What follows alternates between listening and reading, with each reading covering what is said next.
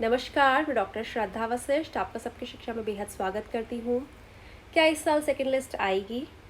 क्या पिछले साल सेकंड लिस्ट आई थी?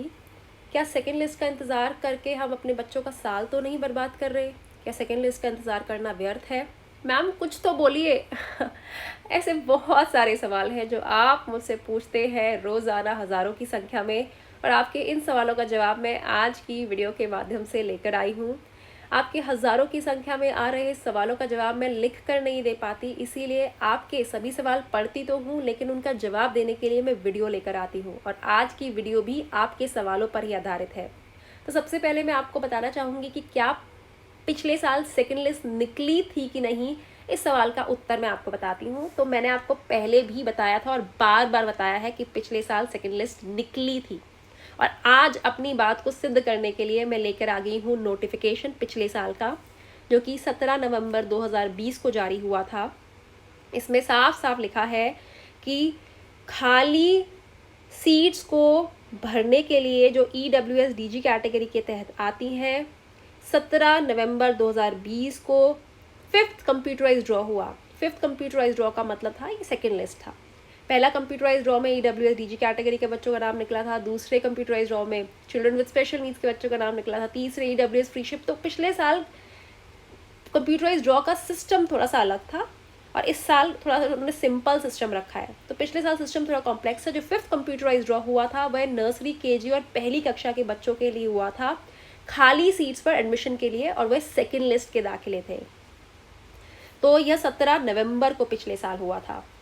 तो अब यह कन्फ्यूजन दूर हो गई है कि पिछले साल सेकंड लिस्ट निकली थी कि नहीं निकली थी। मैंने बार बार आपको बताया कि पिछले साल भी सेकंड लिस्ट निकली थी, और आप में से बहुत से लोग कमेंट करके लिखते हैं कि नहीं मैम नहीं निकली थी, शायद आपको कन्फ्यूजन हो रही है, शायद आप थोड़ा सा भूल गए हैं। जी नहीं, पिछले साल सेकंड लिस्ट निकली थी।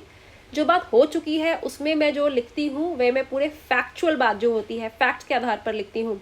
क्या होगा उस पर मैं हमेशा कहती हूँ कि यह मेरी व्यक्तिगत राय है। तो पिछले साल की जब भी लिस्ट की बात है, मैंने कभी नहीं बोला कि मेरी व्यक्तिगत राय है कि शायद पिछले साल निकली थी। जी नहीं, पिछले साल निकली थी, यह फैक्ट है, और नोटिफिकेशन मैं आपके लिए लेकर आ गई हूँ।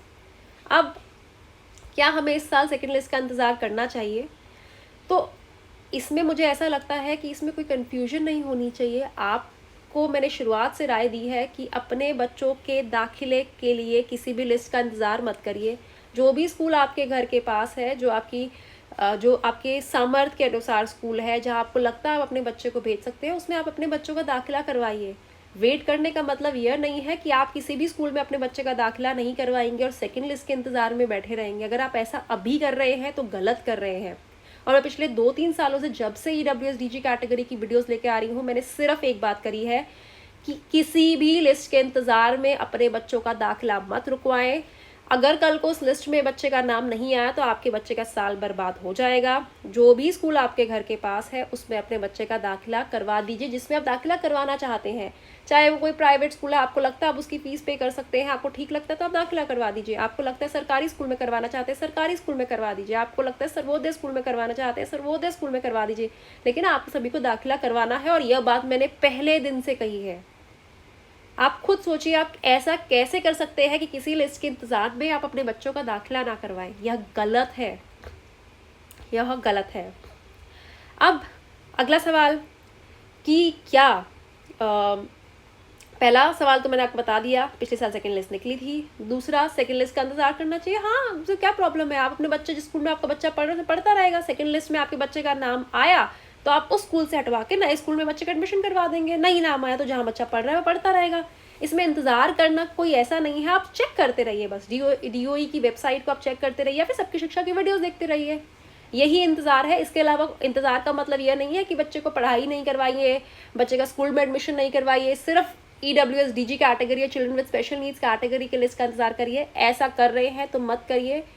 मैं साफ साफ शब्दों में कहूँगी कि आप अपने बच्चों के भविष्य के साथ खेल रहे हैं। अगर आप ऐसा कर रहे हैं तो ऐसा मत करिए। अब क्या इस साल सेकेंड लिस्ट आएगी? तो इस सवाल के जवाब में मैं कहना चाहूँगी कि पहली लिस्ट में बहुत से ऐसे स्कूल्स हैं जिन्होंने उन बच्चों को बहुत ही आराम से एडमिशन दिया जिनका नाम EWS DG कैटेगरी और children with special needs category के तहत आया था। बहुत से ऐसे स्कूल्स हैं जिन्होंने एडमिशन के बाद बच्चों को बुक्स भी दी और बच्चों की ऑनलाइन क्लासेस भी तुरंत स्टार्ट करवा दी।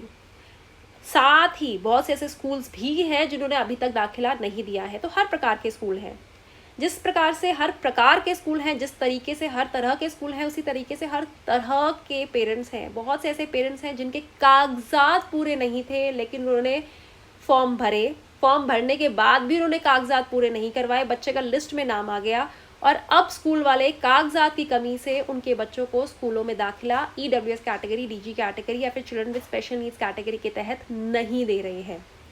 तो कागजात की कमी से जो सीट्स खाली रह गई हैं, उन सीट्स पर सेकंड लिस्ट के बच्चों को दाखिले का मौका मिलेगा। जी हाँ, वह बच्चे जिनके कागजात पूरे ना होने की वजह से पहली लिस्ट के माध्यम से उनका दाखिला नहीं हो पाया है, उन खाली सीट्स पर मुझे ऐसा लगता है, अब मेरी व्यक्तिगत राय है, यह मेरी व्यक्तिगत राय है, मुझे लगता है उन सीट्स पर दूसरे बच्चों को दाखिले का मौका मिलेगा। और मैं कहना चाहूँगी अब साफ साफ शब्दों में, पिछले साल सेकंड लिस्ट आई थी, या मैंने आपको कहा था आई थी, क्योंकि वह एक फैक्ट था। लेकिन क्या अब इस साल सेकंड लिस्ट आएगी, यह मेरी व्यक्तिगत राय है, माय पर्सनल ओपिनियन, जिसके अनुसार मुझे लगता है कि इस साल सेकंड लिस्ट आएगी। वह सीट्स जिन पर कागजात की कमी से दाखिले नहीं हो पाए, नर्सरी, केजी और पहली कक्षा के, वह सीट्स जिन पर फॉर्म में गलत जानकारी भरने की वजह से दाखिले नहीं हो पाए, कई लोगों ने बच्चों का जेंडर गलत लिख दिया, कई लोगों ने एड्रेस गलत लिख दिया, कई बच्चों ने कैटेगरी गलत लिख दी, EWS को DG लिख दिया, कई बच्चों ने चिल्ड्रन विद स्पेशल नीड्स ऐसे ही टिक कर दिया। तो जिन लोगों ने फॉर्म भरने में गलती करी और नाम आ गया, या फिर कागजात की कमी है, नाम आ गया, ऐसे में उन बच्चों का एडमिशन नहीं हो पाया और उन सीट्स पर जो खाली रह गई हैं, मुझे ऐसा लगता है कि सेकंड लिस्ट आएगी और उन सीट्स पर दाखिले होंगे। हालांकि मेरी व्यक्तिगत राय है, फैसला DOE करेगी। हो सकता है मेरी व्यक्तिगत राय यहीं रह जाए और DOE फैसला ले कि हमें सेकंड लिस्ट नहीं निकालनी, ऐसा भी हो सकता है।